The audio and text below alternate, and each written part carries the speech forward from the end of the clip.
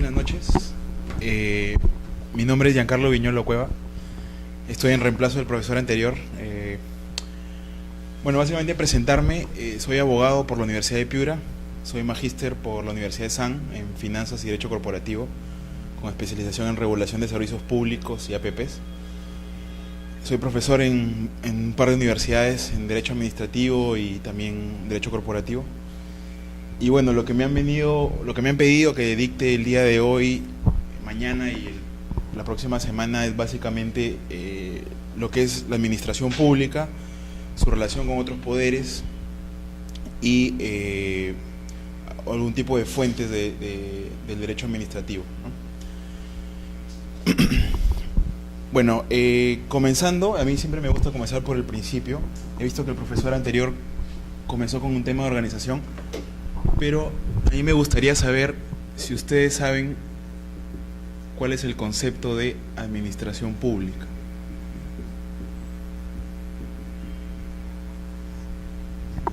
¿O qué entienden ustedes por administración pública? No sé si me podrías ayudar, tal vez.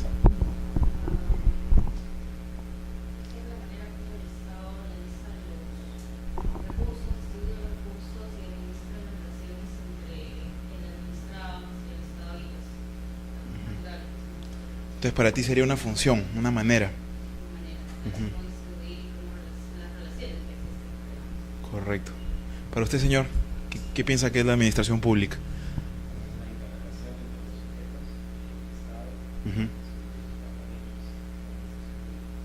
También sería una interrelación, o sea, una especie de función. Bueno, de hecho, lo que ustedes señalan es una de las teorías, que se ha planteado respecto al concepto, ¿no? El derecho que regula la administración pública, como su mismo nombre lo dice, es el derecho administrativo, ¿no? Y de hecho estamos en un diplomado de derecho administrativo, ¿no? Entonces, ¿qué vendría a ser en simple el derecho administrativo? Es el derecho de la administración, pública.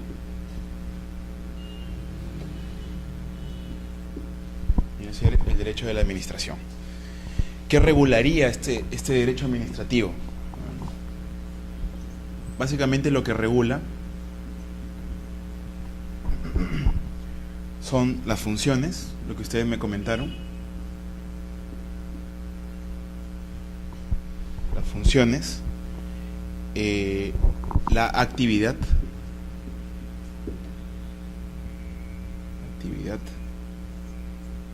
la constitución, ¿de qué? De administraciones públicas.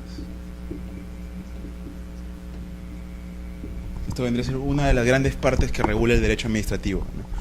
Regula sus funciones, es decir, lo que realiza materialmente una administración pública, regula la actividad que realiza y regula su creación, ¿no? Como ustedes saben, no todos los días, pero normalmente se crean nuevas administraciones. De hecho, la OEFA, no sé si han escuchado de la OEFA, es una institución relativamente nueva, ¿no? ¿Cómo se regula su nacimiento? Básicamente es con el derecho administrativo, ¿no? Luego, si vamos ya un poco a materia de qué es la administración pública, lo primero que tendríamos que preguntarnos es qué es la administración, ¿no? En sentido lato. ¿Qué es administrar? ¿No? Para ustedes, ¿qué es administrar? ¿No? Desde ahí debería partir el concepto. ¿No? Hay una carrera en las universidades que es solamente administración, ¿no? ¿Qué es la administración? Solamente netamente económico. Las madres, por ejemplo, en los hogares administran el hogar, ¿no? Claro. O sea, utilizan recursos para conseguir determinadas finalidades, ¿no? Entonces, ¿qué podríamos decir de la administración? En realidad es un concepto bastante amplio, ¿no? Es un concepto bien amplio, que puede aplicarse tanto a organizaciones privadas, ¿no? Una empresa, por ejemplo, tiene una administración, como en este caso organizaciones públicas, que es lo que estamos estudiando, ¿no? Como organizaciones públicas. Lo que nos interesa para este curso básicamente es la administración, pero de entidades públicas, ¿no? Entonces, Eso es un poco la parte introductoria. No sé si hasta ahí tengan alguna pregunta. Y ahora ya vamos a entrar a los conceptos, ¿no? Hay bastantes estudiosos de la materia que han ido dando conceptos que podría entenderse por administración pública, ¿no? Como ven, no es sencillo de conceptualizar, ¿no? Entonces, una primera persona que conceptualizó la administración pública, o una primera teoría que se dio, fue dada por el profesor García de Enterría, ¿no? No sé si ustedes lo han escuchado. García de Enterría, un profesor español muy conocido. Él básicamente dice que él lo que señala es que el Estado tiene personalidad jurídica interna, ¿no?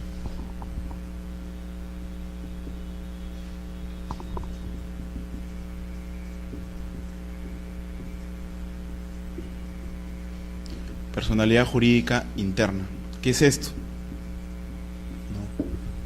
¿Qué significa que el Estado tenga personalidad jurídica interna? Él lo que señala es que el único que tiene personalidad jurídica en el Estado es la administración pública.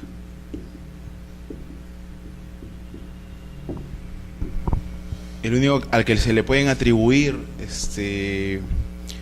sus obligaciones y responsabilidades es a la administración pública, ¿no? El problema surge en qué pasa con los actos del Poder Legislativo, qué pasa con los actos del Poder Judicial, ¿no? Si no tienen personalidad jurídica, ¿cómo se les puede atribuir responsabilidad? Es una de las críticas que se le hace a su teoría, ¿no? Entonces, lo que señala básicamente es que, bueno, él lo que señala es que solamente podría hablarse de Estado en sentido estricto cuando se hable de relaciones internacionales, nada más. O sea, por ejemplo, el Estado español solamente debería llamarse así cuando se trate de relaciones internacionales con otros estados. Pero internamente, es decir, dentro del país, el único que tendría personalidad jurídica vendría a ser la administración pública. Entonces, él a partir de esto da un concepto, ¿no? Y dice, la administración pública vendría a ser esa persona dentro del Estado al cual se le pueden atribuir responsabilidades, ¿no?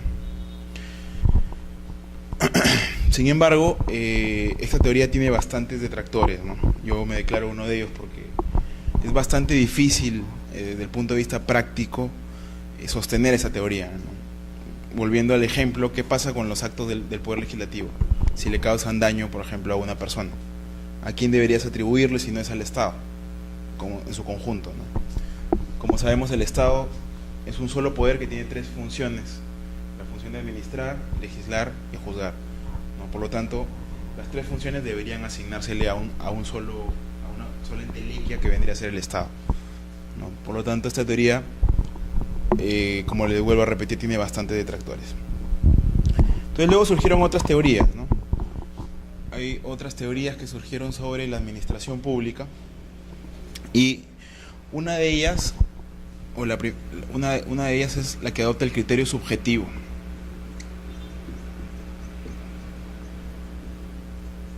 Subjetivo. ¿A qué le suena subjetivo? ¿De dónde viene subjetivo? Del sujeto, correcto.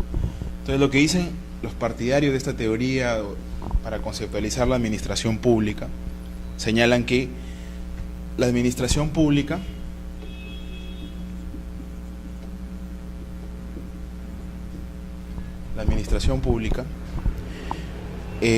existe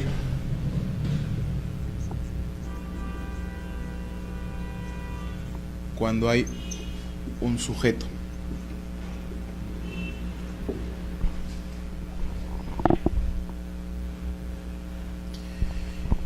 Y tiene dos vertientes, ¿no? Este criterio subjetivo. Tiene una vertiente orgánica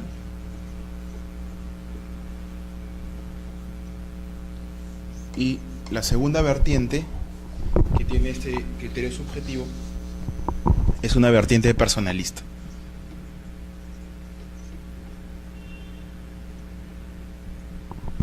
¿Qué nos dice la vertiente orgánica? La vertiente orgánica señala que la administración pública es un conjunto orgánico, es decir, un conjunto de órganos, si se quiere, ¿no? Un conjunto de órganos que realizan funciones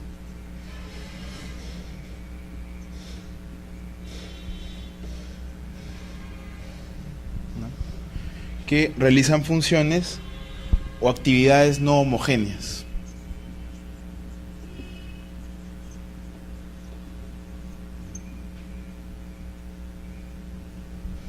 ¿Por qué no homogéneas, no?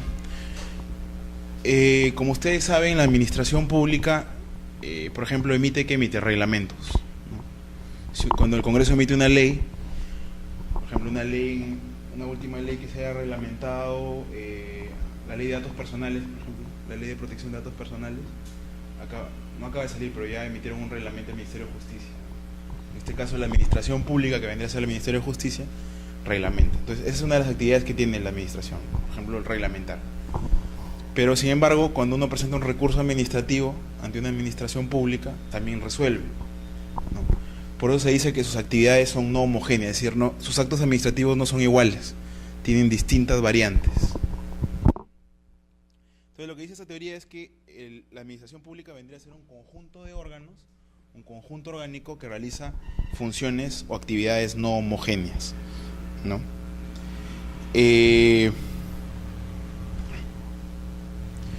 Y lo que también nos precisa es que como las actividades no son homogéneas, la administración pública no debe identificarse solamente con el Poder Ejecutivo.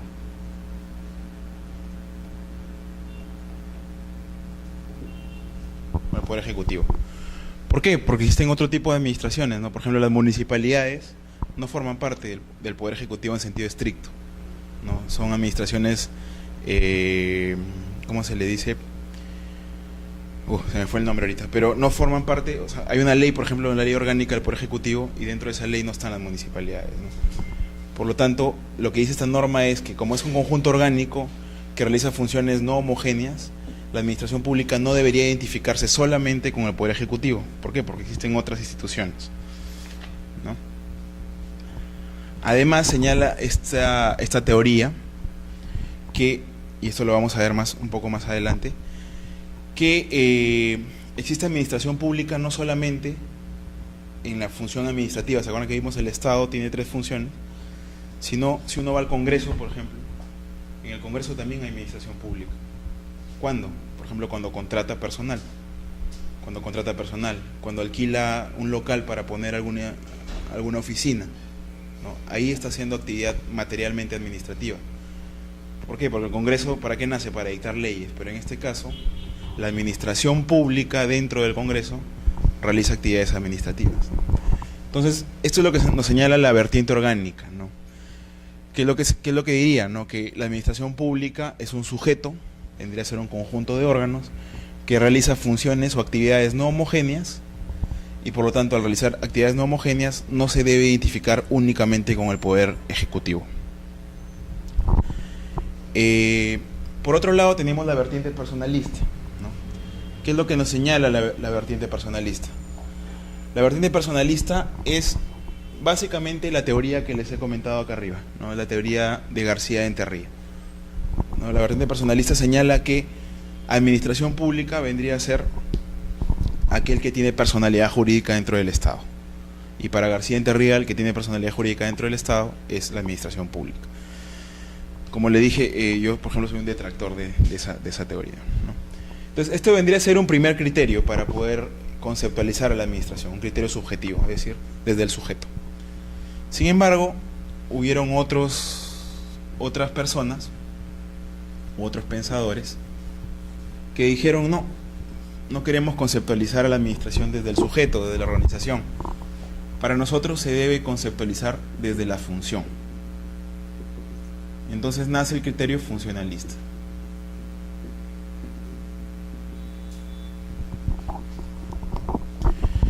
El criterio funcionalista básicamente dice que hay administración pública, es decir, hay administración pública, allí donde haya función pública.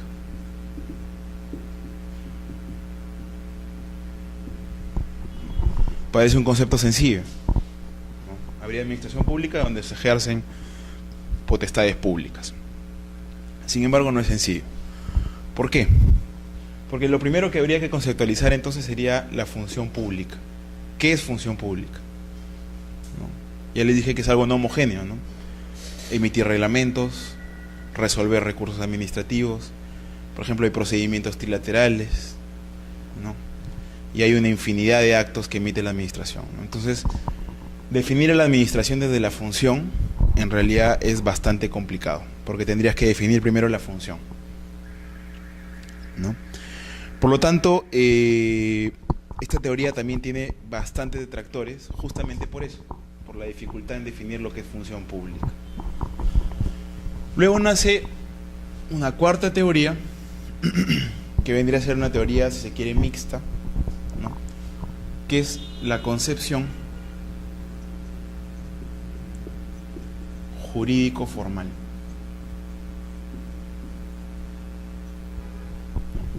Esta teoría es dada por un profesor muy conocido, que los invito a leerlo. Se llama el profesor Boquera Oliver.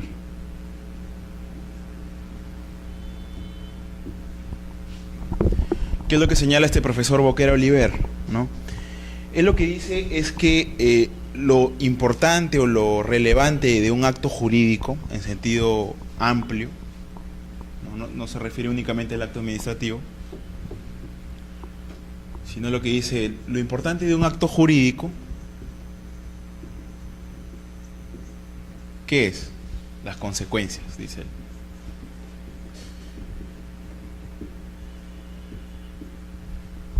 Por lo tanto, él dice, un acto es importante en tanto tenga consecuencias. ¿Por qué? Porque las consecuencias son relevantes para el derecho.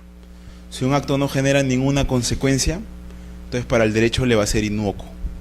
Eso es lo que señala el profesor Boquera Oliver. Entonces, esto lo traslada al derecho administrativo, ¿no? ¿Y qué es lo que dice? ¿No? Que por medio de un acto administrativo, es lo que señala el profesor Boquera Oliver, se crean, se modifican y se extinguen derechos y obligaciones del administrado.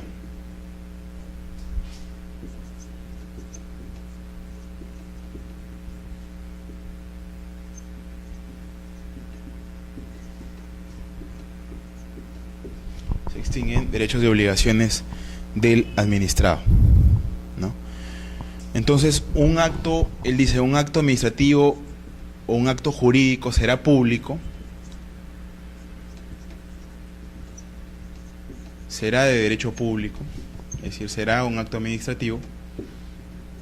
¿Cuándo?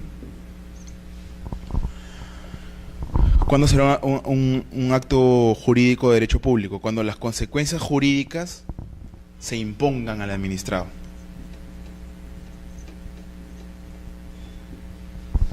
¿No? Entonces él dice que un acto será acto administrativo, un acto jurídico será de derecho público cuando las consecuencias de ese acto, es decir, la creación, modificación, extinción, no se acuerden, no es un contrato, no estamos en derecho civil, sino que la administración unilateralmente pueda imponerlos. Y eso es lo que pasa, ¿no? Por ejemplo, ¿quién quiere pagar tributos? En teoría, si tú le preguntas a alguien, nadie quisiera pagar. Pero si no los pagas, la administración tributaria en este caso te lo impone y te pone una multa por no pagar, ¿no? Entonces, eso es lo que dice el profesor Boquera Oliver, ¿no? Lo importante para el derecho de un acto jurídico son las consecuencias. ¿Qué consecuencias? Creación, modificación o extinción de derechos y obligaciones. Por lo tanto, un acto será acto administrativo, será de derecho público, cuando las consecuencias de ese acto se puedan imponer al destinatario, ¿no? Independientemente de su voluntad. No importa si él quiere o no quiere, ¿no? Entonces, ¿qué concluye el profesor Boquera Oliver, ¿no? ¿En qué concluye? El profesor Boquera Oliver en lo que concluye es en lo siguiente, ¿no? Los actos administrativos, dice él,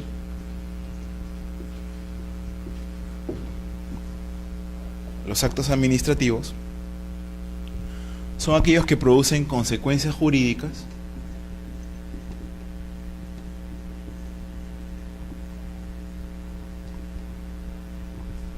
consecuencias jurídicas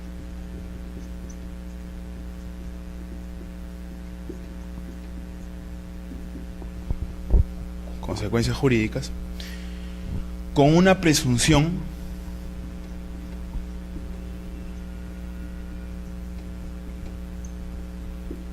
juris tantum de legalidad.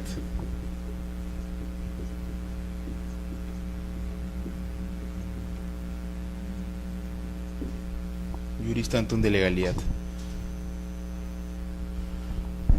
Por lo tanto, son actos administrativos, dice él. Son actos administrativos los que se ejercen en virtud de una potestad pública. ¿No? Se ejercen en virtud de una potestad pública.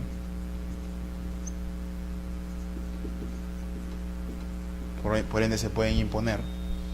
¿No?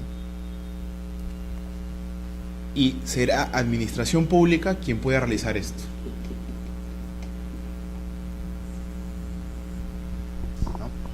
Entonces en eso concluye el profesor Boquero Oliver. Él dice, como lo importante de un acto jurídico son sus consecuencias, quien pueda imponer las consecuencias de un acto, en este caso de un acto administrativo, va a ser considerado administración pública. ¿No? ¿Y por qué dice que el acto administrativo o sus consecuencias tienen una presunción juris tantum de legalidad? ¿Qué les suena eso a ustedes? Juris tantum es un latinazgo que deben haber escuchado, ¿no? ¿Qué significa juris tantum? Admite prueba en contrario, ¿no? ¿Por qué un acto administrativo tendría una presunción juris tantum de legalidad? Pero el administrado puede contradecirlo. Por eso tiene juris tantum de legalidad. El acto siempre tiene que estar conforme a una ley, ¿no? Si el acto es contrario a una ley, el administrado puede interponer todos los recursos que considere conveniente para que ese acto se elimine del ordenamiento jurídico. Eso, por ejemplo, es una gran diferencia con una sentencia judicial, ¿no? Como hemos visto, la administración pública juzga también. O sea, cuando nos abre un procedimiento sancionador, en realidad lo que está haciendo es una función cuasi jurisdiccional, ¿no? Más o menos actúa como un juez. Pero el acto que emite va a tener una presunción juris tantum, porque va a poder ser revisado, a diferencia de una sentencia judicial. ¿No? Entonces, eso es en lo que concluye el profesor Boquero Oliver, ¿no? Será administración pública, por lo tanto, quien tenga asignada esta potestad pública para imponer las consecuencias de sus actos. ¿No? Un concepto un poco más elaborado que los anteriores, ¿no? Y lo que yo les podría venir a decir acá, finalmente, luego de todas estas teorías, ¿cómo podríamos definir a la administración pública? ¿No? Entonces hemos visto la teoría personalista, hemos visto la teoría subjetiva, la teoría funcionalista, la teoría jurídico-formal. Entonces, desde mi punto de vista, ¿cuál debería ser el concepto? ¿No? Y esto los traigo de mis maestros, de mis profesores, y el concepto que ellos han elaborado, en este caso es Víctor Vaca, es el siguiente, ¿no? Administración, ellos adoptan un concepto mixto. Es un concepto mixto, es decir, mezcla, en este caso mezcla el criterio subjetivo con el criterio jurídico formal dado por Boquero Oliver, ¿no? Entonces, ¿qué vendría a ser la administración pública combinando estos dos criterios? Una organización, y ahí está el criterio subjetivo, del poder público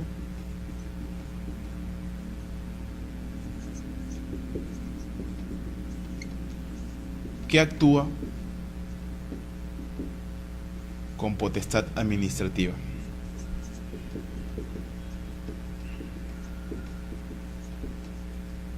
Que actúa con potestad administrativa.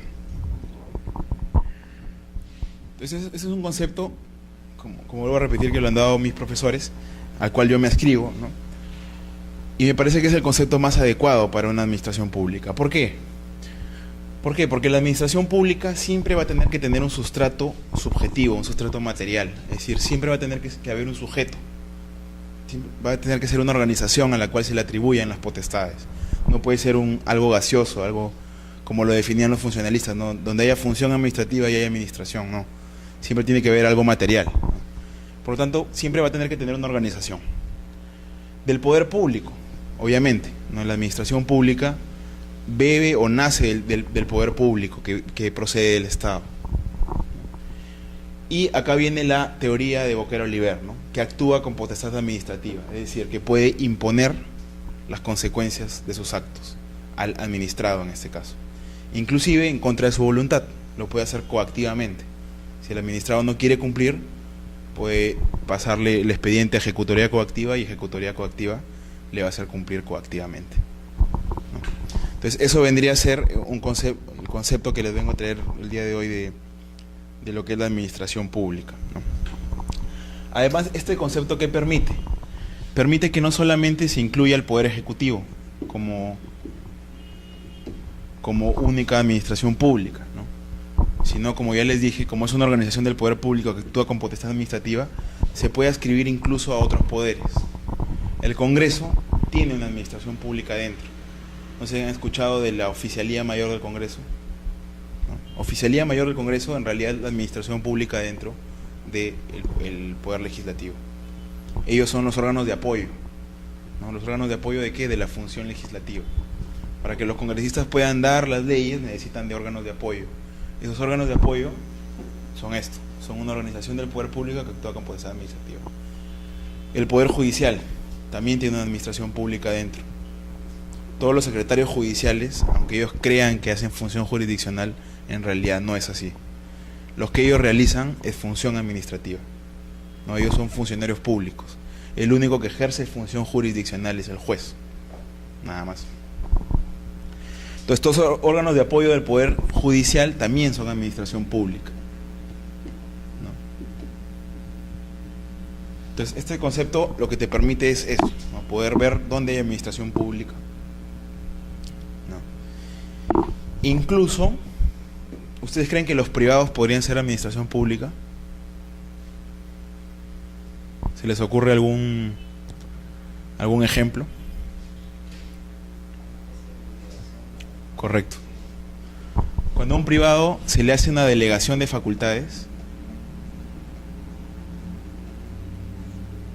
¿no? Cuando hay una delegación de potestades administrativas, ese privado se convierte en una administración pública corporativa sectorial. Ese es el nombre jurídico, o por lo menos en doctrina, que se le da, ¿no? Un ejemplo: la Bolsa de Valores de Lima. ¿Ustedes creen que es administración pública? ¿No? Otro ejemplo, no sé si, bueno, yo trabajo en el sector eléctrico, ¿no? En el sector eléctrico hay una organización que se denomina COE-SINAC, que es el operador del sistema eléctrico. Es una entidad que ordena cuándo prender y cuándo apagar una máquina eléctrica, ¿no? Para generar energía. Entonces, si uno revisa su normativa, en realidad por ley se le está delegando potestades. O sea, el Estado podría crear una administración pública para eso, pero no. Lo que ha hecho es delegar las potestades a un privado para que el privado las ejerza, ¿no? Entonces, en ese caso también estamos ante una administración pública, porque vendría a ser una organización del poder público que actúa con potestad administrativa, ¿no? Por lo tanto, desmenuzando un poco este concepto, ¿no? ¿Por qué la administración tiene que siempre tener una organización? ¿No? ¿Por qué siempre tiene que tener una organización? Es necesario siempre, como ya les había dicho, un fundamento subjetivo, ¿no? Siempre es necesario que exista un sujeto.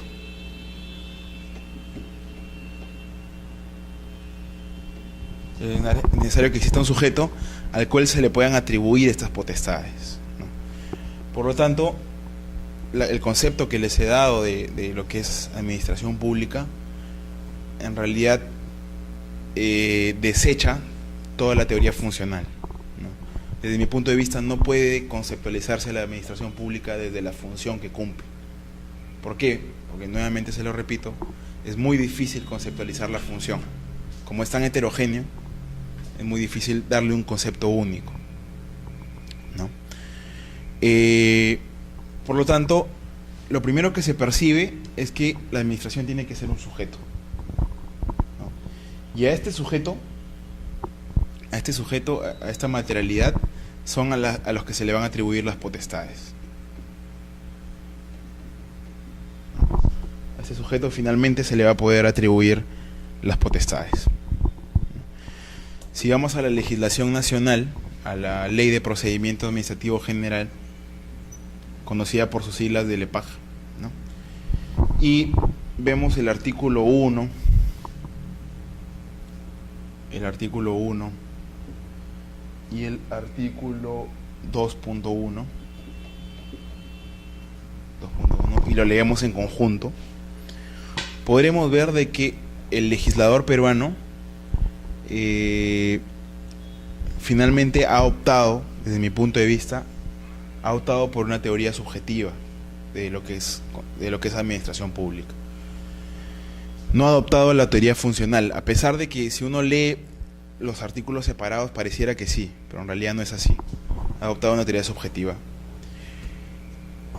Y luego, ¿por qué la administración pública es poder público? Ya hemos visto por qué es organización, ¿no? Pero ¿por qué tiene que ser poder público, ¿no?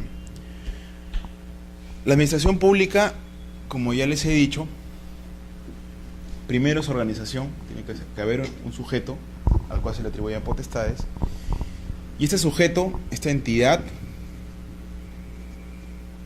va a poder crear,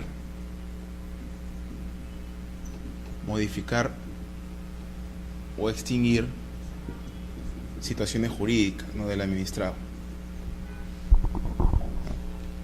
Situaciones jurídicas del administrado. Y lo va a poder hacer unilateralmente.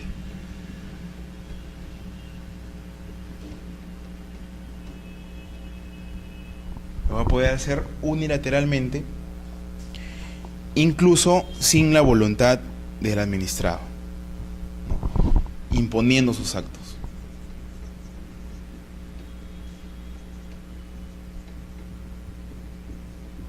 Va a poder imponer sus actos.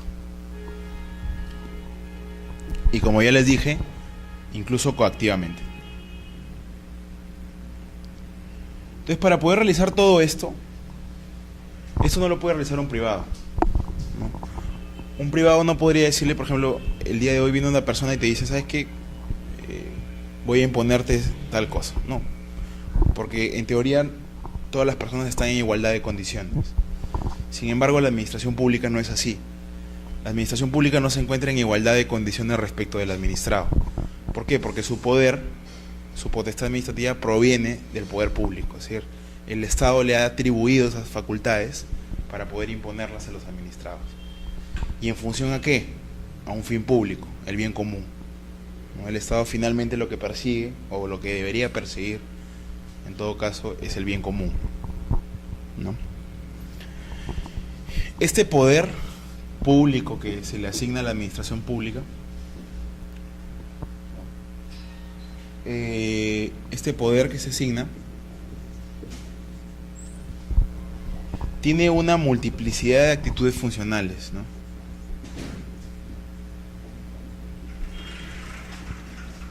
¿Qué tal? Bueno.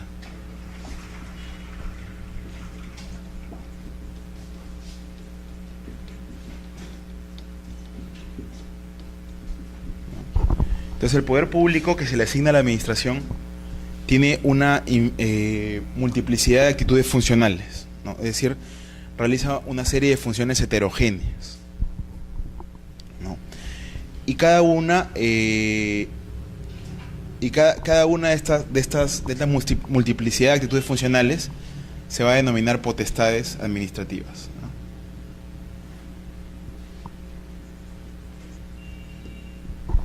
Se va a denominar potestades administrativas o potestades públicas.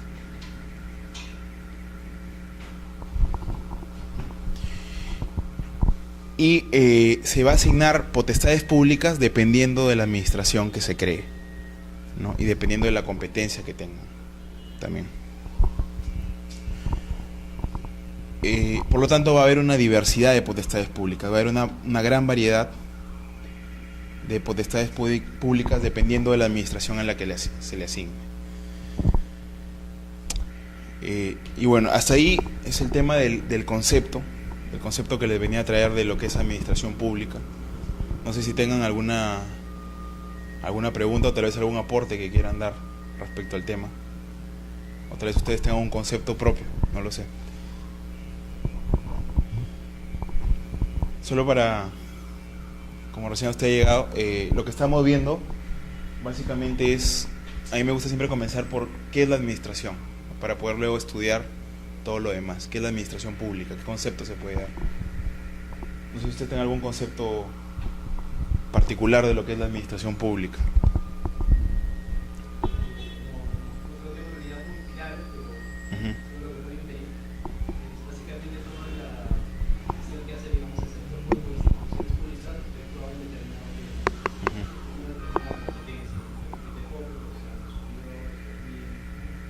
Claro, usted tiene el mismo concepto que sus dos compañeros cuando les pregunté, que es el criterio funcional.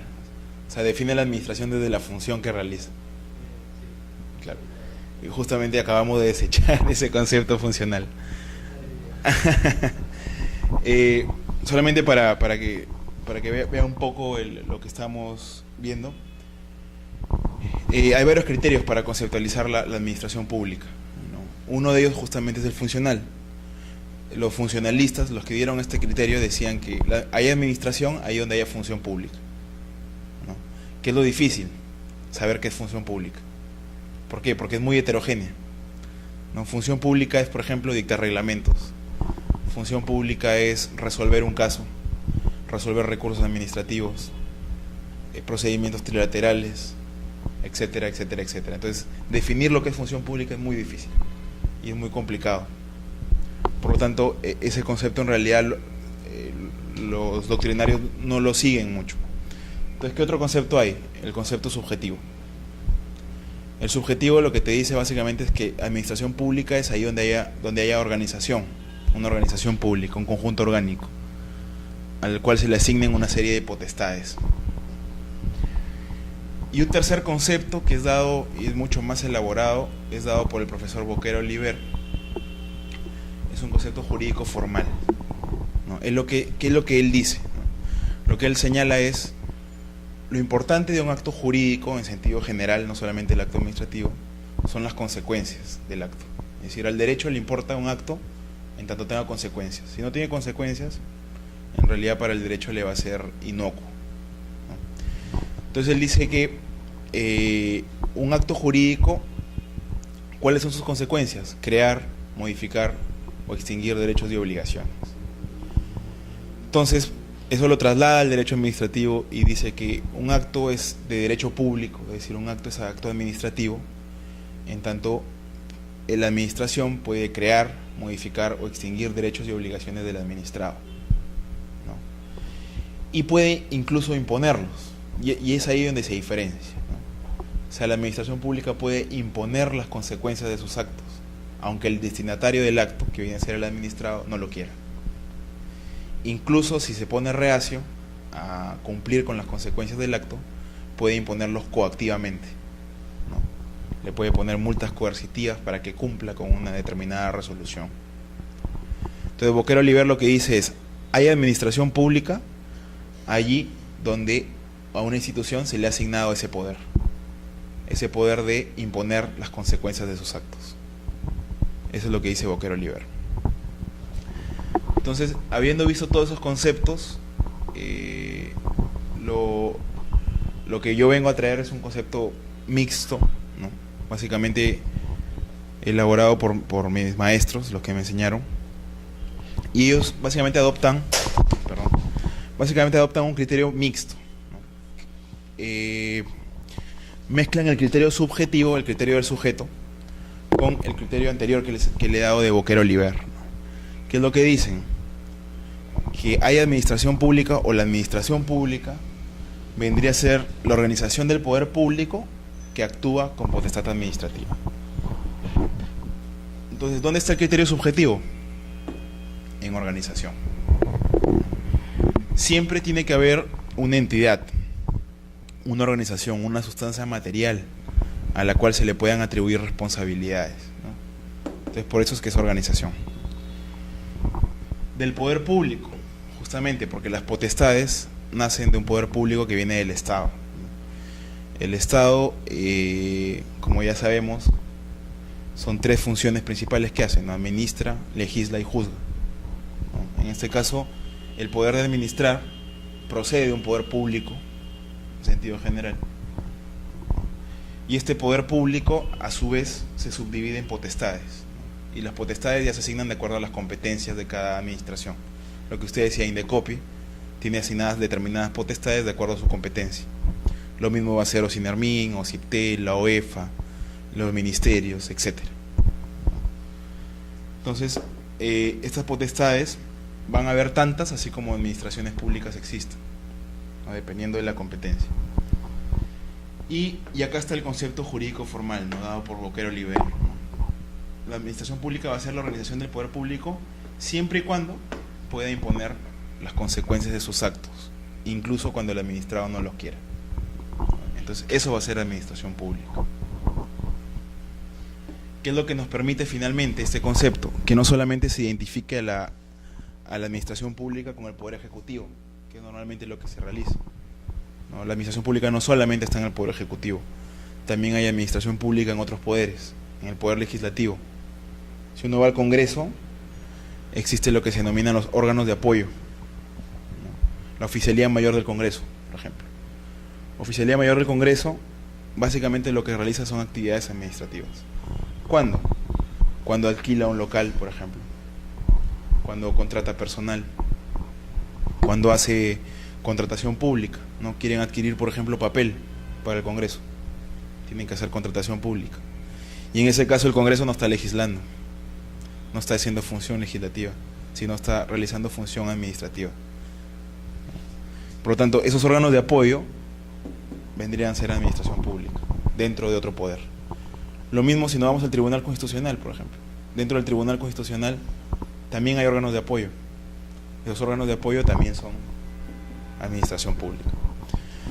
Entonces, partiendo de eso, si uno va a la legislación nacional, que en este caso es la Ley de Procedimiento Administrativo General, y uno lee el artículo 1, que te hace una lista de lo que entiende la ley por lo que es administración pública. Uno de esos acápites en los que pone poder ejecutivo, poder legislativo y poder judicial. Entonces, desde mi punto de vista, la ley está mal redactada, ¿no? No debió colocar poder legislativo o judicial, debió colocar la administración pública del poder legislativo, la administración pública del poder judicial. Porque el poder legislativo es poder legislativo, el poder judicial es poder judicial, no es administración pública.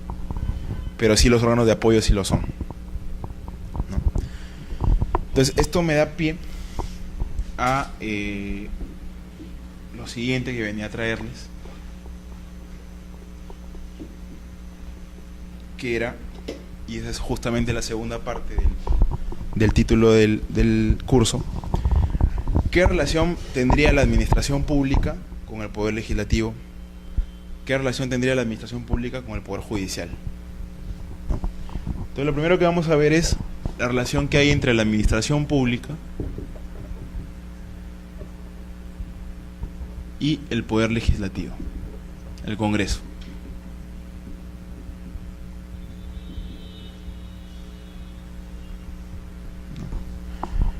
¿Qué relación creen que ustedes que existe entre este poder legislativo y la administración pública?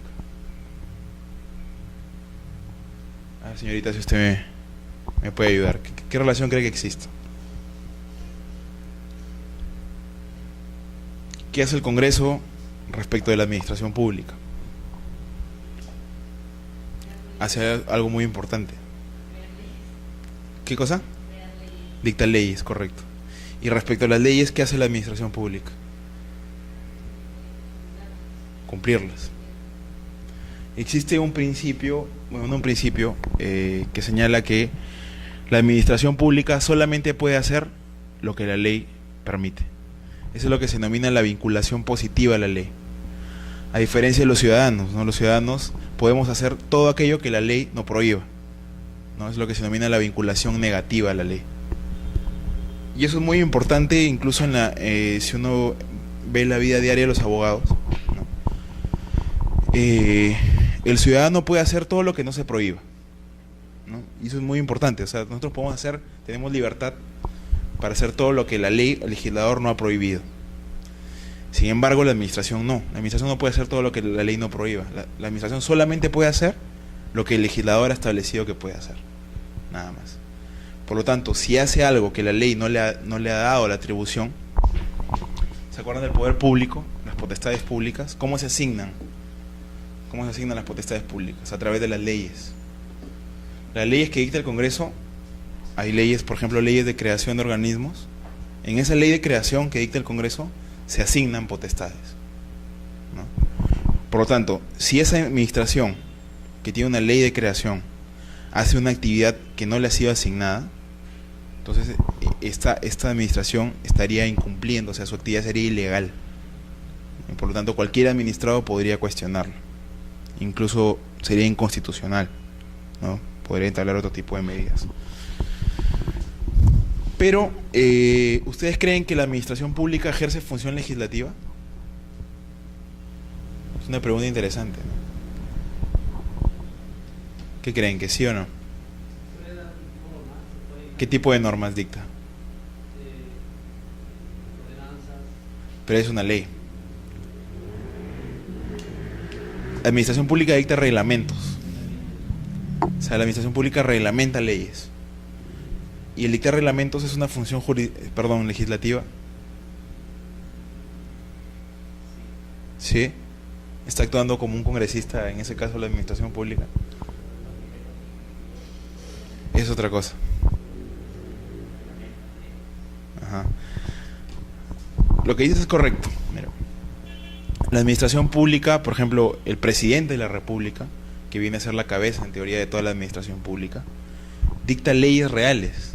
¿Cuáles son? El decreto legislativo y los decretos de urgencia, ¿no? ¿Cuándo? Cuando el Congreso obviamente lo autoriza, que normalmente y en la actualidad se ha convertido en la regla, ¿no? El Congreso en realidad ya no legisla, ¿eh? Casi todo, si ustedes ven las últimas normas que se han dictado, son decretos legislativos. O sea, el Poder Ejecutivo dicta las leyes ahora.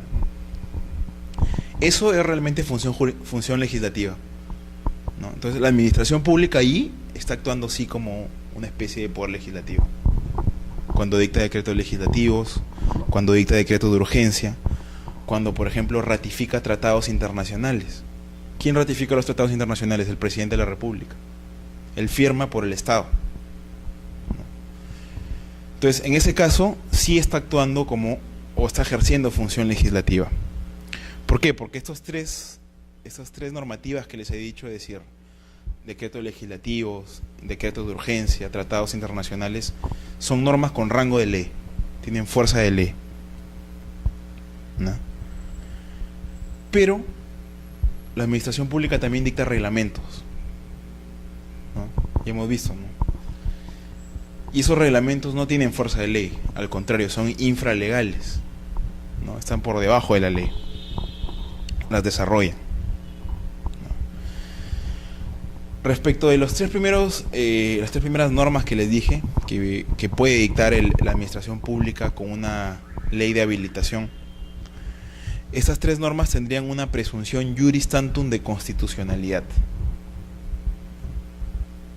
Diferente al acto administrativo, ¿se acuerdan? Era una presunción juris tantum de legalidad. En este caso las leyes son juris tantum de constitucionalidad. ¿Qué significaría eso? ¿Qué vendría a ser una presunción juris tantum de constitucionalidad? Juris tantum, ¿qué era? Admite prueba en contrario. Y de constitucionalidad, o sea, solamente podría admitir prueba en contrario respecto de la Constitución, porque es una ley. La ley únicamente, una ley solamente puede ser inconstitucional, ¿no? En cambio, un reglamento Puede ser ilegal, porque puede ir en contra de una ley, o puede ser inconstitucional, no si va en contra de la Constitución.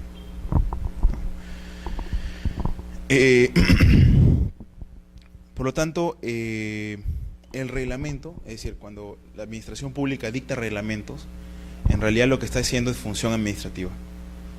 Es decir, el reglamento finalmente es un acto administrativo.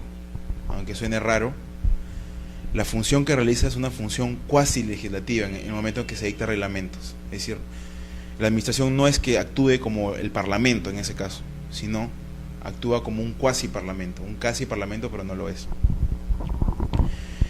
Y viene a ser un acto administrativo, ¿por qué? Porque finalmente el reglamento también tiene una presunción juris tantum de legalidad. Un reglamento puede ser impugnado. ¿A través de qué mecanismo? ¿Recuerdan? Mecanismo procesal. Es una acción constitucional también. ¿Qué acción es? La acción popular. ¿Han escuchado la acción popular? La acción popular permite cuestionar reglamentos ante un juez. El juez, ¿qué es lo que hace? Verifica si el reglamento está adecuado a las leyes, a la normativa nacional. Si no está adecuado, expulsa el reglamento del ordenamiento jurídico. Pero no solamente tienes esa vía para cuestionar un reglamento. Ustedes saben que cuando se emite un acto administrativo, ¿cuántos días tenemos para impugnarlo? De acuerdo a la LEPAJ. 15 días hábiles. ¿No? Entonces, si queremos que no se nos aplique a nosotros, por lo menos queremos impugnarlo, cuando se emite el reglamento, cuando se publica el reglamento, podríamos impugnarlo, ¿no? Ante la propia administración. En ese caso tendríamos que presentar un recurso de reconsideración, porque normalmente los reglamentos los emite la máxima autoridad de una administración, ¿no? La firma el ministro, etcétera. Y luego, si es que no estamos de acuerdo con lo que se resuelva en el recurso de reconsideración, ¿qué tenemos? La acción contenciosa administrativa. Podríamos pedirle a los jueces, en este caso, que revisen el reglamento a través de una acción contenciosa, ¿no? ¿Por qué? Porque finalmente es un acto administrativo el reglamento, ¿no? Por lo tanto, es controlable por la administración pública, por el Poder Judicial, perdón, ¿no? Entonces, como vemos, la administración pública en su relación con el Poder Legislativo, vemos que la administración pública puede actuar como Poder Legislativo cuando emite estos tres tipos o se ratifican estos tres tipos de normas: decreto legislativo, decreto de urgencia y tratados internacionales. Pero también ejerce función administrativa cuando emite reglamentos, que son cuasi legislativos, ¿no? Y ambos tienen presunciones distintas. Uno, juris tantum de constitucionalidad, y el otro, juris tantum de legalidad, ¿no? Y eso respecto a la administración pública. Pero ¿qué pasa en el Poder Legislativo? ¿El Poder Legislativo ejerce función administrativa o no? ¿O solamente emite leyes nada más? Pues la respuesta es que sí hace función administrativa. Si uno prende la televisión, todos los días vemos que se forman comisiones investigadoras. No sé si han visto esto: la comisión López Meneses, la comisión... Hay diferentes nombres de acuerdo a lo que va saliendo, ¿no? Entonces, cuando realizan estas comisiones de investigación, en realidad lo que están ejerciendo ahí es función administrativa. O sea, una investigación no es propia del Congreso, ¿no? ¿El Congreso para qué nace? Para legislar, ¿no? Entonces ahí estarían cuando emiten informes, cuando emiten pedidos. También están haciendo función materialmente administrativa. ¿Cuándo también actúa como administración pública el Poder Legislativo? Cuando contrata personal. No está emitiendo leyes, está contratando personal, está haciendo función administrativa. Cuando contrata bienes, ¿no? Cuando utiliza la ley de contrataciones del Estado, también está haciendo función administrativa. ¿Cuándo qué? Cuando posee bienes, ¿no? Entonces allí, nuevamente lo que les comentaba, los órganos de apoyo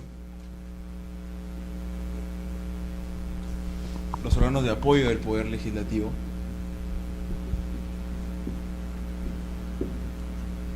son realmente administración pública.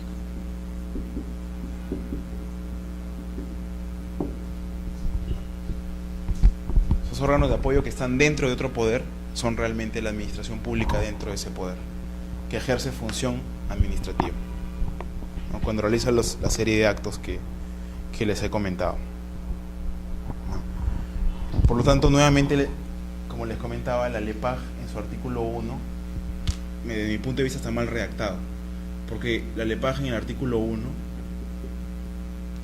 señala, son administración pública, pone a varios, y luego dice el poder legislativo. Y eso es incorrecto.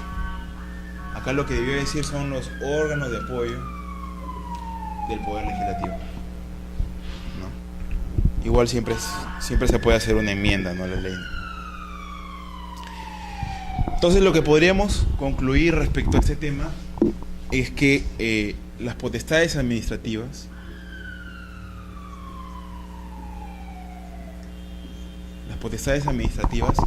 siempre tienen que estar sometidas ¿a qué? A la ley y a la Constitución. Uno de los principios bastante estudiados tanto a nivel nacional como internacional es el principio de legalidad. El principio de legalidad básicamente lo que dice es lo que ya les he comentado, ¿no?, que la administración solamente puede hacer lo que la ley le permite, ¿no?, y no puede ir más allá.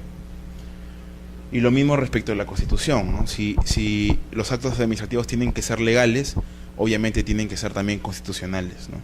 Una administración pública no podría emitir un acto que vaya en contra de los derechos fundamentales, ¿no? De hecho, los derechos fundamentales son el límite del poder público, ¿no?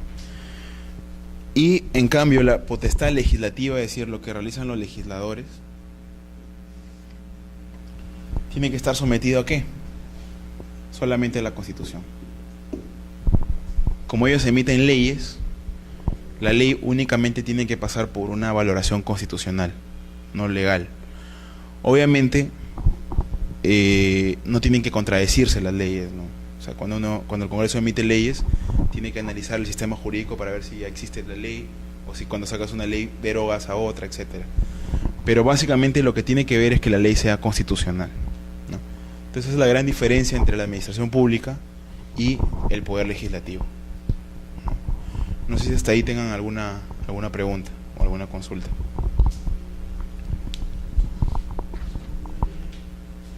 Luego, ¿qué relación hay entre la administración pública y el poder judicial?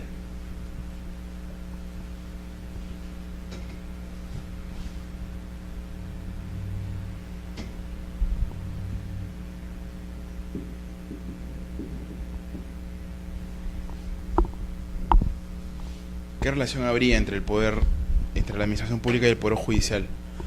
A ver, señor, no sé si nos puede ilustrar un poco, tal vez. Uh-huh.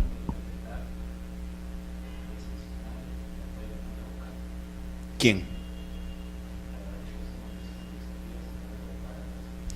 Claro, el poder judicial básicamente revisa la legalidad de los actos, ¿no? Es una de las grandes funciones que tiene. Pero ¿la administración pública juzga también o no? ¿No tiene funciones cuasi jurisdiccionales? ¿Como cuáles, por ejemplo?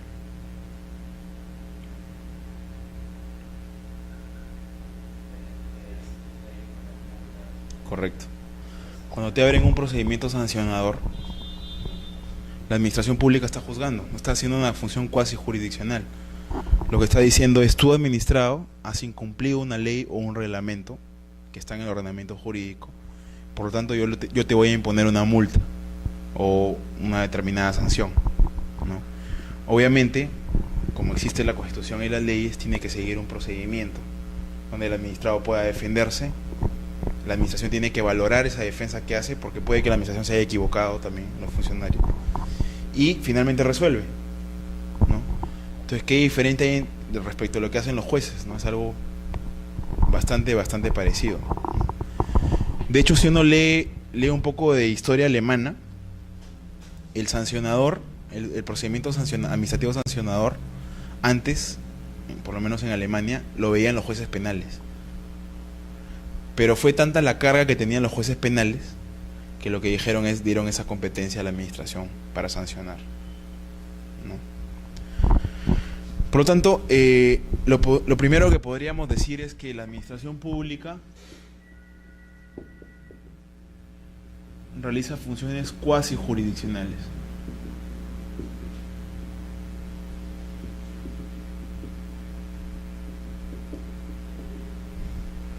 Es decir, no son funciones judiciales, no son funciones jurisdiccionales, no ejerce función jurisdiccional en sentido estricto, pero son cuasi, son casi. ¿Cuándo? Cuando resuelve recursos, por ejemplo.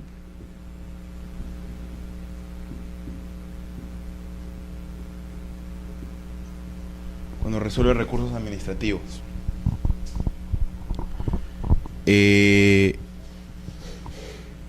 Cuando lleva a cabo procedimientos trilaterales.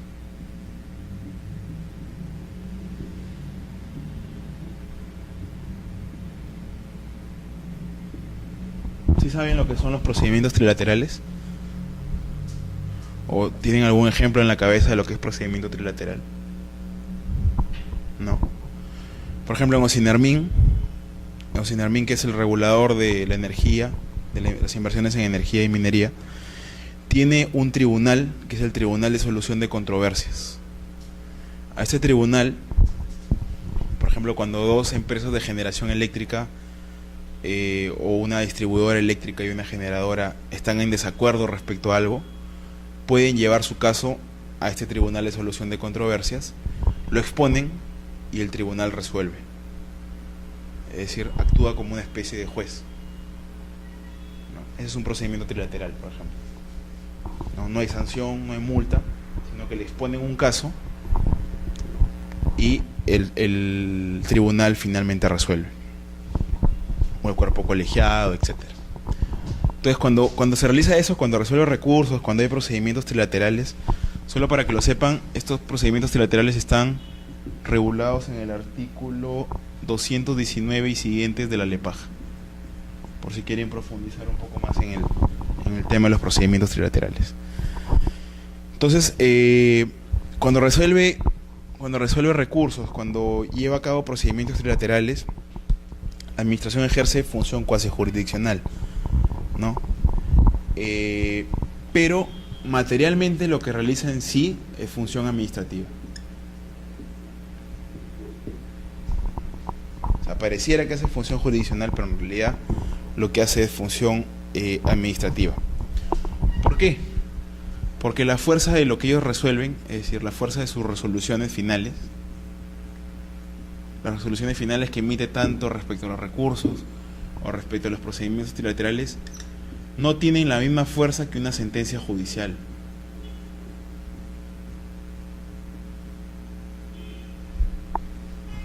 Y de hecho es así, ¿no? Lo que resuelve una administración no tiene carácter de cosa juzgada. No es que lo que resolvió ya está. El administrado tiene derecho a impugnarlo si es que no está de acuerdo con lo que ha resuelto la administración. En cambio, un juez, cuando emite una sentencia, ¿no? De hecho existe el derecho a la pluralidad de instancias, ¿no? Uno podría apelarla a la sala, pero con lo que emite la sala, y si uno ya no lo apela, tiene carácter de cosa juzgada, es decir, ya nadie podría revisarlo, ¿no? Salvo de que haya habido una vulneración de algún derecho constitucional donde cabe amparo contra sentencia judicial, pero ya eso salimos de la materia ya del curso, ¿no? Pero en teoría la sentencia tiene carácter de cosa juzgada, en cambio las resoluciones administrativas no. Por lo tanto, las resoluciones administrativas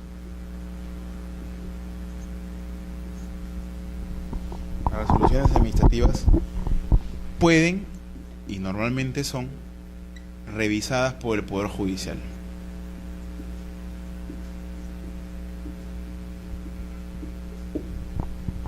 ¿A través de qué? La acción contenciosa administrativa. O sea, normalmente cuando un administrado no está de acuerdo con lo que ha resuelto una administración, en primera instancia, en segunda instancia administrativa, puede llevar su caso al Poder Judicial. De hecho, ya se han formado juzgados y salas especializadas en contencioso administrativo, ¿no? Que desde mi punto de vista deberían subespecializarse. ¿Por qué? Porque un juez contencioso administrativo puede recibir infinidad de temas, ¿no? ¿Se acuerdan que vimos que hay potestades administrativas, así como hay administraciones públicas? ¿Qué existe? Un juez contencioso puede recibir temas tributarios de SUNAT, puede recibir temas de consumidor o de competencia del INDECOPI, puede recibir temas tributarios municipales, puede recibir temas de reguladores, de OSINERMIN, de OSIPTEL, de OSITRAN, de SUNAS, etc. O sea, un juez contencioso administrativo en realidad tiene que saber de todo, de casi toda la vida, porque la administración pública regula casi toda la vida del ciudadano, ¿no? Por lo tanto, desde mi punto de vista, los jueces contenciosos deberían subespecializarse, ¿no? Subespecializarse en temas regulatorios, subespecializarse en temas tributarios, etc.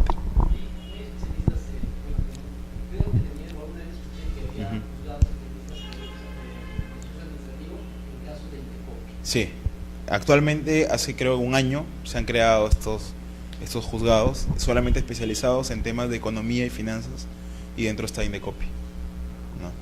Pero yo creo que debería, así como se ha hecho acá, debería también subespecializarse en los otros temas, ¿no? O sea, hay X temas que podría recibir un juez contencioso, ¿no? Por eso dicen que a veces, bueno, dice en lo que señalan los jueces, que caer en un juzgado contencioso administrativo básicamente es un castigo, ¿no? Eso es lo que le dicen, ¿no? Porque tienes que ver de todo. Y normalmente, como ven de todo, los jueces tienden y es razonable que no sepan de todo, porque nadie sabe de todo. Yo no sé de tributario, por ejemplo. Cada rama tiene sus propias reglas, ¿no? Entonces, normalmente, como los jueces tampoco necesariamente saben del tema que les llega a su juzgado, normalmente creen lo que dice la administración, ¿no? Entonces juzgan en contra del administrado, ¿no? Lo cual no debería ser lo correcto, ¿no? Un juez debería valorar, obviamente para eso tiene que tener conocimiento, ¿no? Es por eso que deberían subespecializarse para ver materia por materia. Pero bueno, eso es todavía podrá ser en un futuro, ojalá se dé, ¿no? Entonces, como les decía, las resoluciones administrativas siempre van a poder ser revisadas por el Poder Judicial. ¿Y por qué, no? ¿Se acuerdan? Porque la resolución administrativa, que viene a ser un acto administrativo, tiene una presunción juris tantum de legalidad, ¿no?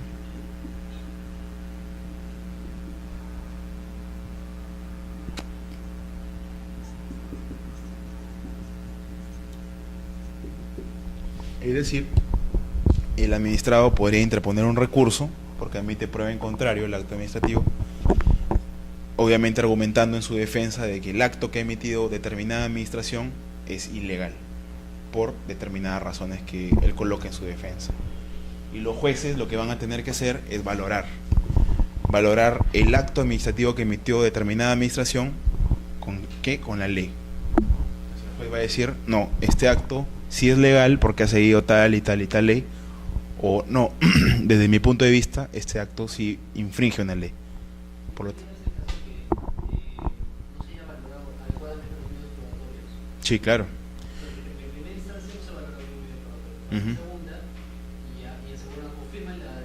La de primera instancia.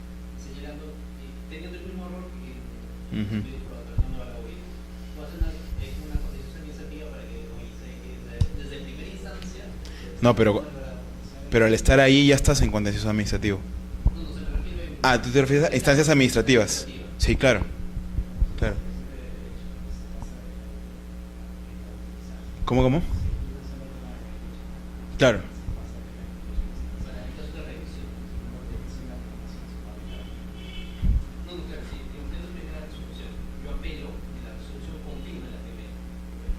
O sea, te declaran infundada tu apelación. Pero eso siempre y cuando hay una instancia nacional. Los recursos de revisión casi ya no existen ya. Por ejemplo, INDECOPI tiene uno respecto a los órganos resolutivos sumarísimos, creo. Ajá. Esta instancia unipersonal, porque creo que una persona es la que resuelve, tiene como segunda instancia a la comisión del lugar. Y tú tienes un recurso de revisión respecto al tribunal que está acá en Lima, que es el Tribunal Nacional. Ese es el único recurso de revisión que se me ocurre, pero luego ya casi ya no existen los recursos de revisión. No. Luego, como ya no hay, en teoría lo que tienes que presentar es una demanda contenciosa administrativa ante el Poder Judicial, ¿no? Pero en este caso tú tendrías incluso otra vía, ¿no? Porque si no han valorado la prueba, estarían violando un derecho fundamental, que es el derecho al debido procedimiento, ¿no? Ahí hay toda una discusión si el contencioso, porque para poder acudir a la vía constitucional no tienen que haber otras vías idóneas, ¿no? Eso es lo que dice el Código Procesal Constitucional. Hay algunas sentencias del TC que dicen que la vía idónea es el contencioso, por lo tanto te deniegan la vía constitucional. Pero ya tendrías que intentarlo, ¿no? Para ver si procede o no por esa vía, ¿no? Pero lo regular es que cuando un acto ha llegado ya a la última instancia administrativa y no estás de acuerdo, tendrías que irte al contencioso administrativo. Una excepción son los temas laborales, ¿no? Y a mí me parece eso errado también. Cuando va una inspección laboral a la empresa, por ejemplo, donde tú eres el abogado, ¿no? Tú impugnas, te imponen una multa, ¿no? Impugnas, llegas a una instancia administrativa y el contencioso administrativo no lo impones en los juzgados contenciosos administrativos, lo impones en un juzgado laboral, ¿no? Eso es algo extraño, ¿no? La vía ordinaria debería ser un juzgado contencioso, pero bueno, la ley ha diagramado de que no, que ahí debería haberlo un juez laboral. Desde mi punto de vista errado, porque un juez laboral tiene un pensamiento distinto a un juez que más ha estudiado en derecho administrativo, ¿no? Pero bueno, es lo que existe en la actualidad, ¿no? Entonces, como les decía, las resoluciones administrativas entonces que emita la administración pública siempre van a poder ser revisadas por el PJ, porque la administración, los actos administrativos tienen presunción juris tantum de legalidad, ¿no? Entonces, la gran diferencia entre las resoluciones administrativas y las sentencias judiciales va a ser justamente el carácter de cosa juzgada,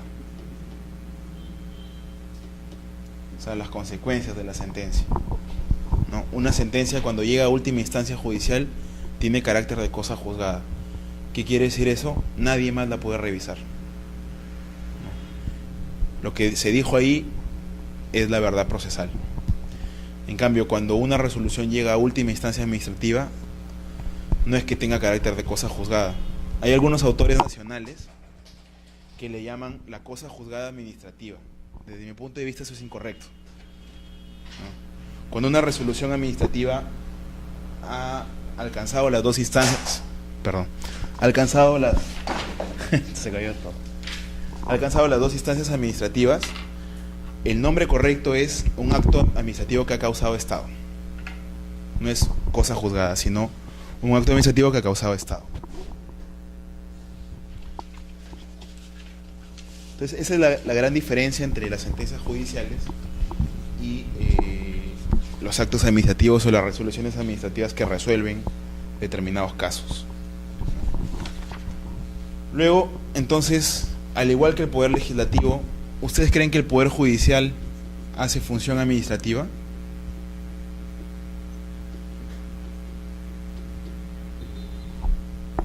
¿Hace o no hace función administrativa?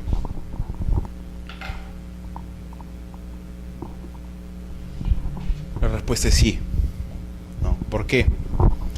Porque el Poder Judicial también emite reglamentos. No sé si han escuchado del Consejo Ejecutivo del Poder Judicial. El Poder Judicial también tiene gerencia, tiene una gerencia general. Y este Consejo Ejecutivo del Poder Judicial emite, no sé si han visto, en el peruano a veces sale resoluciones administrativas, y sale Poder Judicial. Esas resoluciones son verdaderos actos administrativos.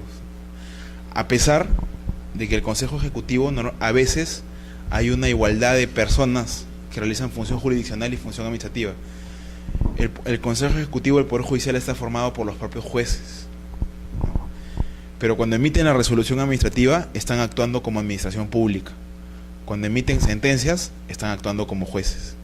Es decir, tienen las dos funciones atribuidas en una sola persona, ¿no?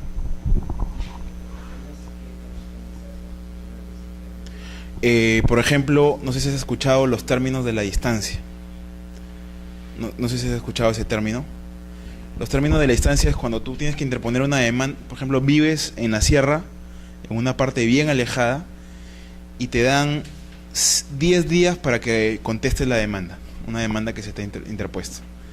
Pero es 10 días más el término de la distancia, es decir, más lo que te demora a ti llegar al lugar donde debes presentar la contestación de la demanda. El Consejo Ejecutivo del Poder Judicial ha establecido una serie de días que tú te podrías demorar para interponer la demanda cuando te encuentras en un lugar alejado, ¿no? Por ejemplo, si estás, no sé, en Huaura y la mesa de partes más cercana está a 3 días, supongamos, ¿no? Entonces será 5, te dan 10 días para contestar más los 3 días del término de la distancia. Eso, por ejemplo, es una resolución administrativa que emite el Poder Judicial. Otra es cuando nombra personal, ¿no? Cuando nombra secretarios judiciales. Esas resoluciones también son función administrativa, ¿no? Y la función que realizan, nuevamente le repito, la función que realizan los secretarios judiciales, por ejemplo, no sé si alguno de ustedes trabaja en el Poder Judicial. La función que realizan los secretarios judiciales no es función jurisdiccional. O sea, ellos, y si uno habla con un secretario judicial, normalmente cree que realiza función judicial, o sea, que resuelve casos judiciales. No es así. Ellos realizan función administrativa, ¿no? Por lo tanto, una de las grandes críticas que se le hace a la ley Servir, no sé si han escuchado la ley Servir, esta ley que se ha emitido para que se unifiquen todas las categorías de funcionarios públicos en un plazo de 7 años. Una de las grandes críticas que se le hace a esta ley es por qué no se incluyó a estas personas. ¿Por qué? Porque tienen una ley particular, la ley de la carrera judicial tienen ellos, ¿no? Donde se incluye a los secretarios judiciales, pero eso es incorrecto. Ellos son funcionarios públicos, no son jueces, ¿no? Entonces, el Poder Judicial también hace función administrativa. Hace función administrativa cuando, por ejemplo, aprueba su presupuesto. El Poder Judicial aprueba su presupuesto, que lo envía finalmente al Ministerio de Economía, pero ellos aprueban su presupuesto mediante resolución administrativa. De hecho, no sé si recuerdan, hubo una vez una pelea entre el Ministerio de Economía y el Poder Judicial respecto al presupuesto, porque ellos aprobaron un número y el Ministerio de Economía decía, no, yo no te voy a dar eso, ¿no? Entonces ahí están haciendo función administrativa. Entonces, ¿quiénes realizan la función administrativa? Al igual que en el Poder Legislativo, los órganos de apoyo, donde está el secretario judicial también. Los órganos de apoyo del Poder Judicial realizan función administrativa. Y nuevamente la misma crítica a la LEPAJ. El artículo 1 de la LEPAJ señala que son administraciones públicas y pone Poder Judicial. Es incorrecto. Lo que debió colocar el legislador es órganos de apoyo del Poder Judicial. Los órganos de apoyo son los que son verdaderamente administración pública, ¿no? Entonces, no sé si tengan alguna pregunta hasta ahí. Básicamente había preparado la clase para esos temas, pero podemos ir continuando tal vez con el tema del día de mañana, ¿no?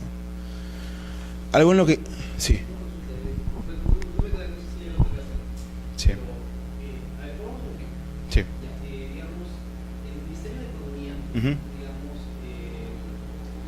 salió una resolución en la cual tenían que regresar a los ex trabajadores destituidos por Fujimori. Ya. Por orden judicial. Sí, por orden. El asunto es que ya sale una resolución y todo, y sale una resolución firme que dice, póngase al cabo de 5 días a tal persona, a tal puesto en el Ministerio de Economía. Ya. Esta persona va dentro de los 5 días, presenta, para hacerse cargo, porque ya un puesto ya... Presenta la resolución administrativa. Estaba incluso con presupuesto aprobado.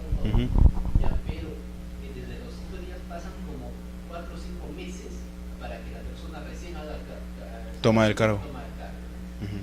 Ya, en este caso, esta persona que tenía que trabajar para el Ministerio de Economía quiere ser administrado del Ministerio de Economía. Ah, eso es interesante. Eso es una de las clases que siguen, si llegamos. Pero es interesante la pregunta que realizas.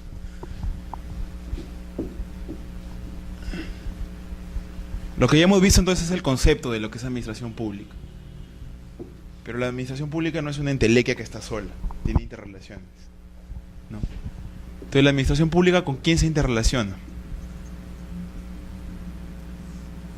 Una de ellas es con el ciudadano, al que normalmente se le denomina administrado. Esta relación de acá se dice que es una relación de supremacía general, así se le denomina.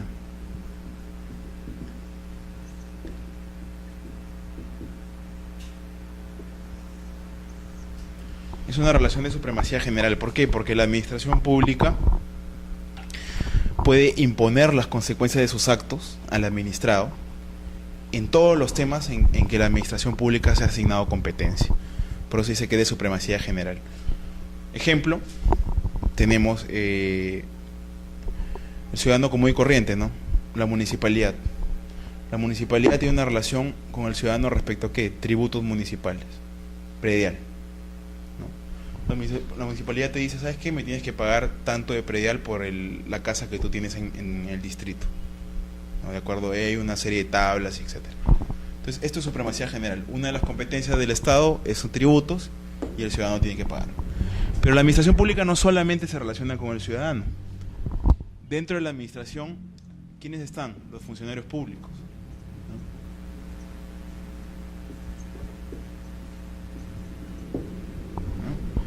los funcionarios públicos también tienen una relación con su empleador, que en este caso viene a ser la administración pública. Y esta relación se denomina de supremacía especial.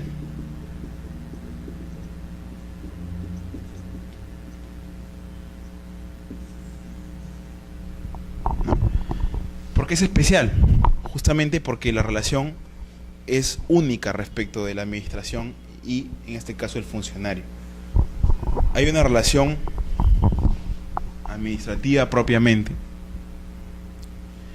y en este caso hay una relación de subordinación, ¿no? ¿Por qué? Porque en este caso la administración, que viene a ser la especie de empleador, le dicta órdenes ¿a quién? A sus empleados, que en este caso son los funcionarios públicos, ¿no? Además, el funcionario público tiene que cumplir con un estatuto, ¿no? El estatuto funcional, ¿no? Ese estatuto establece una serie de obligaciones para los funcionarios públicos. Entonces, yendo al tema que tú me señalabas, desde que la administración, bueno, ahí tendría que ir un poco, antes de llegar al tema, para que uno sea funcionario público de una administración pública, en el Perú hay varias formas de serlo, ¿no? Lamentablemente, desde mi punto de vista debería ser única la meritocracia, es decir, que se abre un concurso público, postulan determinadas personas, los que tienen más méritos curriculares, de conocimientos, etcétera, ingresan a la carrera pública y hacen una carrera finalmente, ¿no? Pero lamentablemente ese es uno de los mecanismos. También hay otros, ¿no? Como por ejemplo el tan llamado CAS, ¿no? El contrato administrativo de servicios, etcétera. Y uno de ellos es el nombramiento, ¿no? Que es el ejemplo que me pones, ¿no?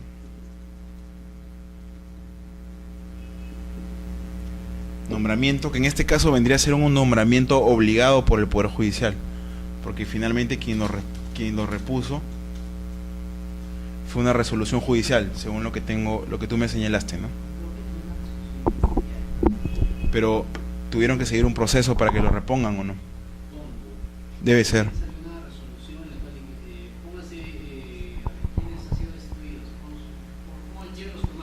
Ya. No, pero para eso tuvieron que seguir un proceso judicial. Entonces el PJ emite una sentencia ordenándole, en este caso, a la administración pública reponer a aquellas personas que han salido. Obviamente deben haber planteado ahí su defensa, ¿no? Entonces lo que hace la administración es emite una resolución de nombramiento, un acto administrativo de nombramiento, que según lo que me señalas era de 5 días, ¿no?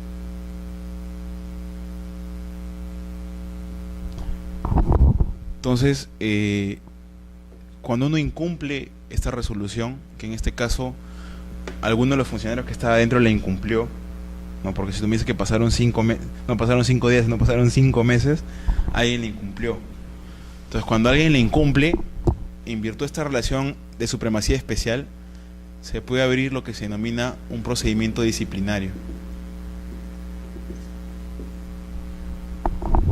Es decir, cuando el funcionario público no cumple con sus obligaciones o comete alguna falta,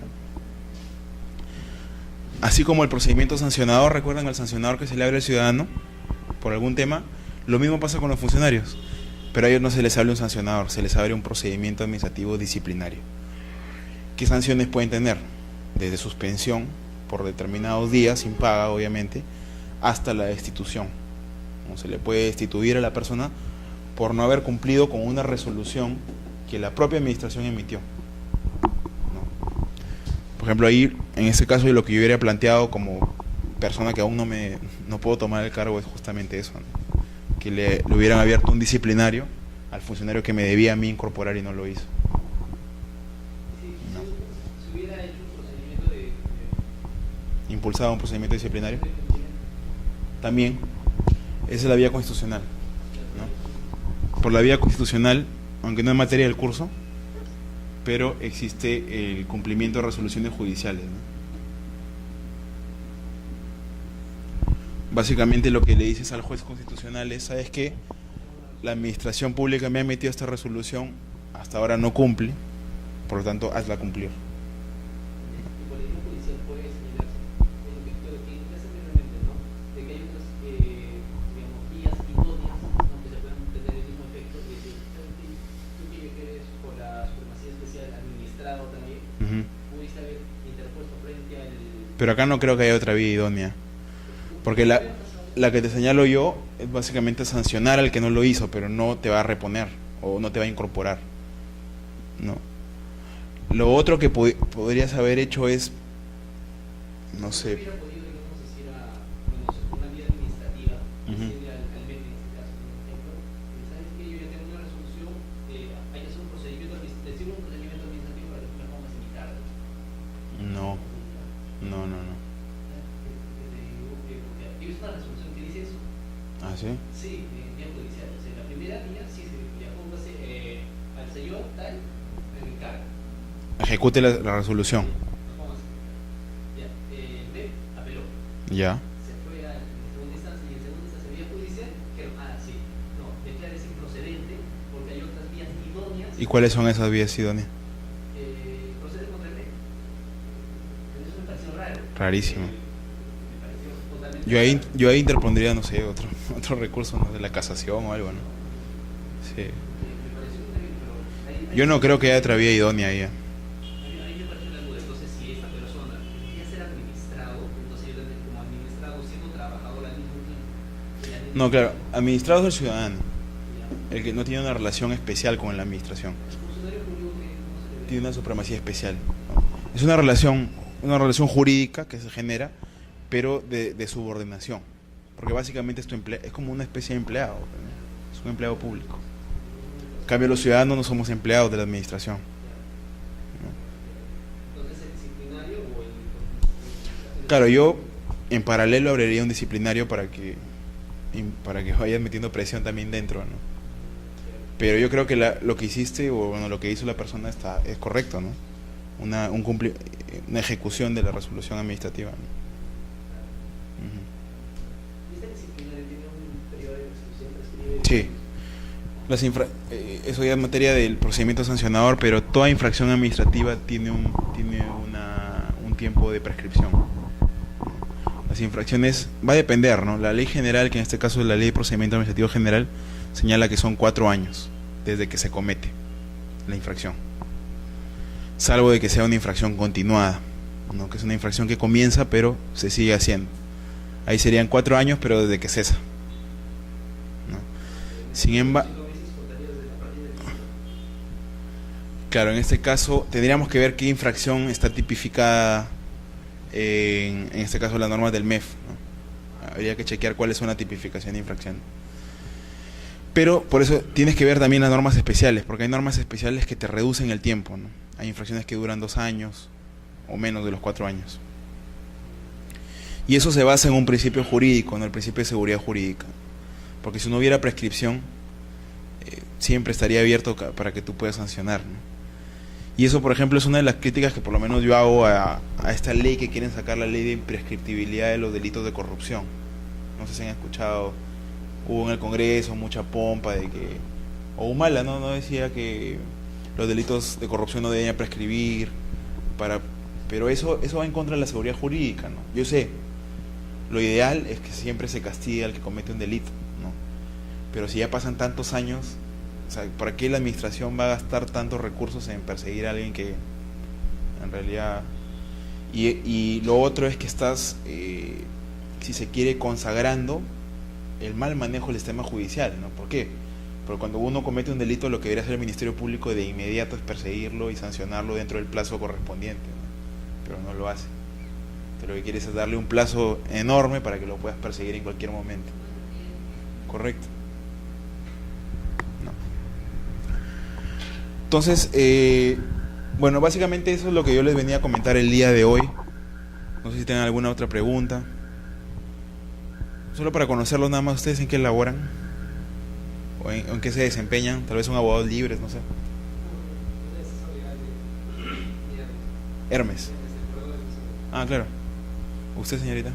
¿Su nombre? Jordan, ¿qué? Brenda Lunares. Ah, ya. Ajá. ¿En qué universidad estudiaste? San Juan Bautista. ¿Usted, señor? En Habanas. O sea, trabajas en la administración pública.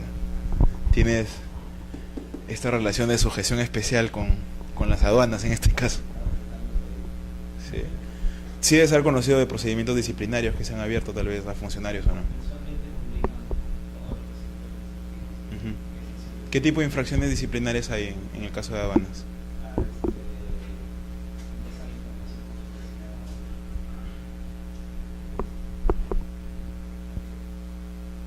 Tienen un código, el código de ética también de la función pública, ¿no?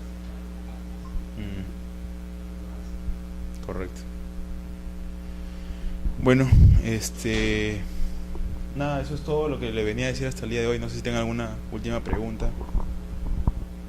sobre el tema. No sé si el concepto les parece correcto, tal vez lo podemos modificar un poco.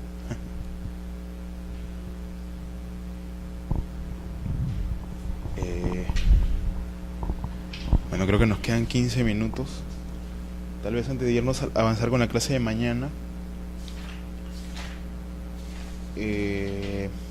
o adelantarles un poco de lo que vamos a ver. Básicamente lo que les voy a comentar un poco del día de mañana es, así como he visto qué es la administración pública, también existen clases. Hay varios tipos de clases de administración pública, ¿no?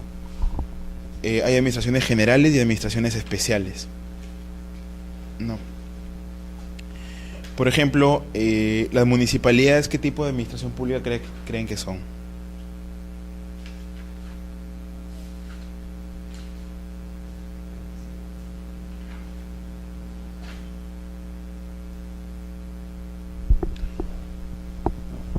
Las municipalidades no forman parte del Poder Ejecutivo, en sentido estricto. El Poder Ejecutivo está aquí en el Presidente de la República, los ministerios, la X cantidad de ministerios que existen. Organismos, las OPDs, ¿no? Los organismos de derecho público, el INDECOPI, por ejemplo, eso sí forma parte del Poder Ejecutivo. Sin embargo, las municipalidades no, son periféricas, ¿no? Se dice que son administraciones públicas periféricas. Los gobiernos regionales también no son administraciones públicas periféricas. La Bolsa de Valores de Lima, ¿ustedes creen que es una administración pública o no?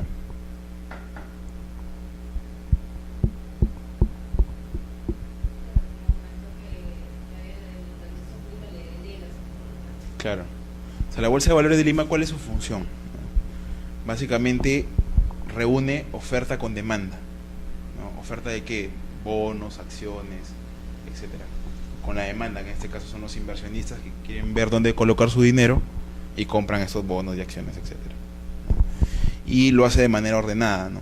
En teoría eso podría hacerlo una administración pública, pero el Estado ha visto por conveniencia que el privado lo hace mejor, por lo tanto lo que hace es le delega determinadas funciones al privado, en este caso a la bolsa. La bolsa te puede ordenar, por ejemplo, información, y tú estarías obligado a entregar esa información. Si no tienes un contrato de por medio, ¿cómo te puede obligar? Esa es la pregunta. Otra administración, la Junta de Regantes. No sé si han escuchado de la Junta de Regantes en los agricultores. No, bueno, si uno se va a provincias, tal vez, hay canales de regadíos, ¿no? Estos canales de regadíos se organizan por juntas. Y las juntas de regantes son las que reparten el agua, ¿no? Por ejemplo, a determinados agricultores, ¿no? Si los agricultores no tienen contratos entre ellos, ¿por qué la junta va a ordenar cuánta agua le toca a cada uno? Es básicamente porque parte del poder público se le ha delegado a estas juntas, ¿no? Igual el COE-SINAC, ¿no? Interesante también el colegio de abogados, ¿no? ¿Ustedes creen que es administración pública o no? La respuesta es sí. ¿Por qué? Porque el colegio de abogados nos habilita a nosotros a ejercer la función de abogado. ¿Por qué a mí un privado me va a habilitar a ejercer la función por la cual yo he estudiado en una universidad 6 años o tal vez un poco más? No. Justamente porque el Estado ha dicho, ¿sabes qué? A ti colegio de abogados, o a ti colegio de ingenieros, o a ti colegio de arquitectos, etcétera, te doy la potestad de que evalúes al alumno que ha terminado la carrera y al que ha conseguido el título, para que le permitas ejercer la función a través de una colegiatura. Cuando te da la colegiatura, el colegio de abogados está ejerciendo función administrativa. Pero cuando te da cursos, etcétera, y no, está ejerciendo función privada. No. Es interesante. Los notarios, ¿ustedes creen que ejercen función administrativa o no? Es una discusión que se dio en el Indecopi hace mucho tiempo también, porque querían aplicarle la ley de competencia. Y los notarios alegaban de que ellos ejercían función administrativa. Entonces se lo dejo para la casa, para que investiguen. Eso sería todo por el día de hoy.